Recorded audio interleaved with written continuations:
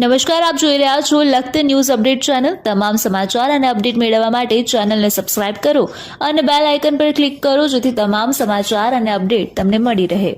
સાયરા તાલુકાના ખીટલા ગામની સીમમાંથી રૂપિયા 2 કરોડ કરતાં વધુની કિંમતના લીલા ગાંજાના છોડ સુરનગર એસઓજી પોલીસ સ્ટાફ દ્વારા ઝડપી લેવામાં આવ્યા। સુરનગર જિલ્લામાં દારૂના બદલે પ્યાસીઓ, ગાંજા, ચરસ સહિતના એનડીપીએસ ડ્રગ તરફ વળ્યા હોય સુરનગર જિલ્લામાં ખાસ કરી અને સાયલા ચુડા તાલુકામાં ગાંજાનું વાવેતર વધ્યું હોય તેવો ઘાટ। સુરનગર જિલ્લામાં છેલ્લા 1 વર્ષમાં એસઓજી એલસીબી પોલીસ સ્ટાફ દ્વારા સાયલા ચુડા સહિતના અનેક વિસ્તારમાંથી લીલા ગાંજાનું વાવેતર ઝડપી લીધું છે।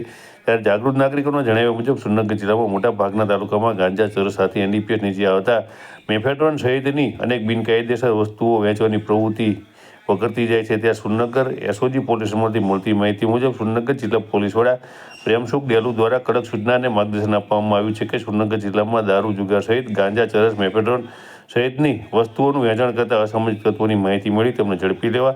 ત્યારે સુરનગર એસઓજી પોલીસ સ્ટાફના પીએસઆઈ આરજે ગોહિલને ખાનગી રાય ચોક્કસ બાતમી મળી હતી કે સાયલા તાલુકાના ખીટલા ગામની સીમમાં રાજેશ ઉર્ફે રાજુ ભૂપતભાઈ ખવડ દ્વારા પોતાની ભોગવટાવાળી વાડીમાં કપાસની આડમાં ગાંજાનું વાવેતર કર્યું છે। આથી Surnagar SOG PI BH સિંગરખિયા, PSI એને રાયમાં, PSI RJ Gohil, ASI અનિરુચિ મેપચી Jhala, અશ્વિનભાઈ ઠારણભાઈ, અનિરુચિ ખેર, અમરકુમાર કનુભા, અનિરુચિ બી ઝાલા સહિતના સ્ટાફ દ્વારા બાતમીવાળા સ્થળે ખેતરમાં રેડ કરતા આરોપી રાજુ ઉર્ફે રાજેશને લીલા ગાંજાના છોડ નંગ 180, વજન 559 કિલો 700 ગ્રામ, કિંમત 2,79,85,000 રૂપિયાના મુદ્દામાલ સાથે ઝડપી લેવામાં આવ્યો હતો। અત્રે ઉલ્લેખનીય છે કે સુરનગર જિલ્લાના સાયલા, ચુડા, ચોટીલા સહિતના તાલુકાઓમાંથી સુરનગર એસઓજી પોલીસ સ્ટાફ દ્વારા એલસીબી પોલીસ સ્ટાફ દ્વારા છેલ્લા 1 વર્ષમાં અનેક ગામડામાંથી લીલા ગાંજાનું વાવેતર ઝડપી પાડવામાં આવ્યું છે। ત્યારે સુરનગર જિલ્લાના જાગૃત વ્યસન વિરોધી વ્યક્તિઓ દ્વારા આવા બનાવને સુરનગર જિલ્લા માટે લાલબત્તી સમાન હોવાનું જણાવવામાં આવી રહ્યું છે।